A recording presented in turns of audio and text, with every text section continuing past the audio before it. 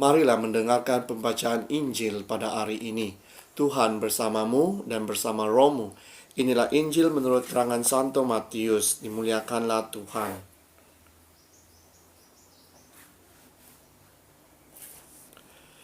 Yesus membentangkan suatu perumpamaan lain lagi kepada mereka. Katanya, hal kerajaan syurga itu seumpama orang yang menaburkan benih yang baik di ladangnya.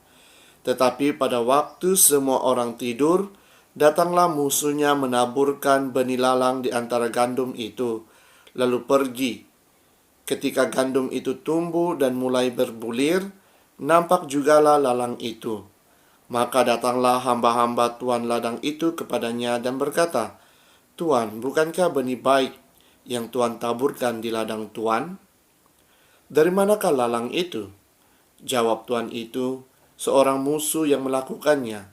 Lalu berkatalah hamba-hamba itu kepadanya, "Jadi maukah Tuhan supaya kami pergi mencabut lalang itu?" Tetapi ia berkata, "Jangan, sebab mungkin gandum itu ikut tercabut pada waktu kamu mencabut lalang itu. Biarkanlah keduanya tumbuh bersama sampai waktu menuai.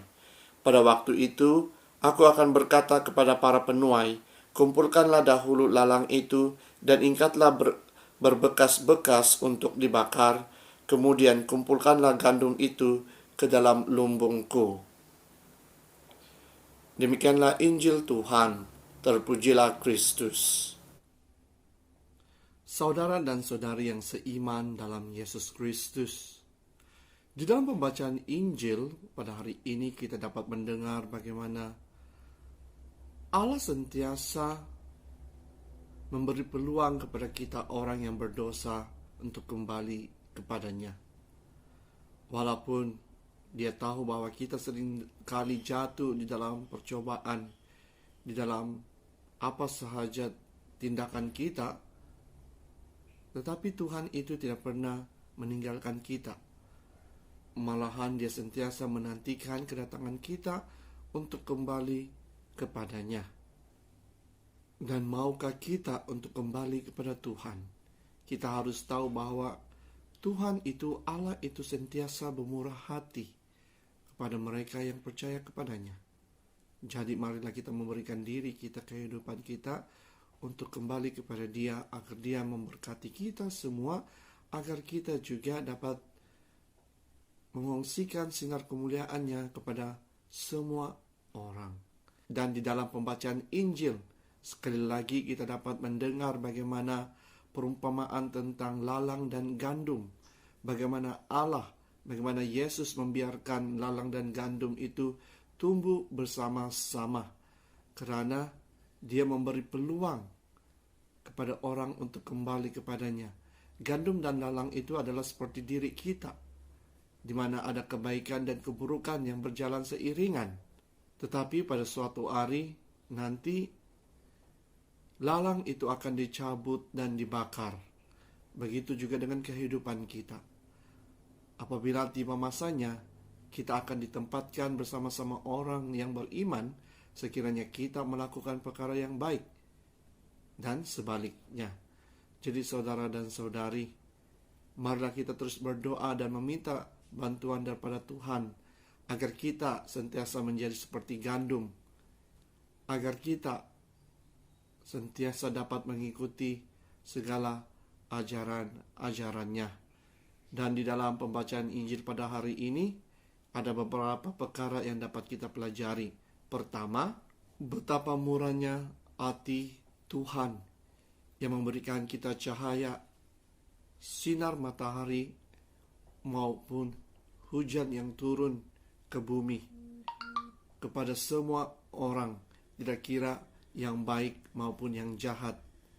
Tetapi kita harus ingat agar kita sentiasa percaya akan ajaran-ajaran Tuhan yang diberikan melalui gerejanya.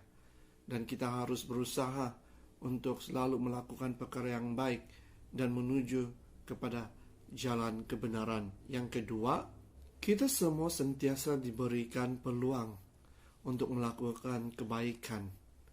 Bagi mereka yang kudus, yang selalu berlaku baik selalu berbuat baik. Mereka adalah contoh bagi kita yang sentiasa mencari-cari di manakah wajah Yesus itu. Mereka memberi kita tunjuk ajar untuk taat setia kepada firman Tuhan. Dan bagi mereka yang telah melakukan kejahatan, mereka sentiasa diberi peluang untuk bertobat. Dan kita semua juga diberi peluang untuk bertobat, karena kita seringkali jatuh di dalam cobaan, jatuh di dalam dosa-dosa kita. Oleh itu, marilah kita ambil peluang ini untuk bertobat, untuk kembali kepada Yesus, untuk kembali kepada Tuhan, agar jalan yang kita pilih ini adalah jalan kebenaran. Yang ketiga, sememangnya kita harus mempercayai segala kemurahan yang diberikan Tuhan kepada kita. Segala apa yang diajarkannya itu adalah ajaran untuk kita untuk menuju kepadanya. Jadi marilah kita membuka pintu hati kita, membuka mata kita, pikiran kita, untuk tetap percaya, untuk tetap tabah di dalam apa yang kita lakukan di dalam kehidupan kita.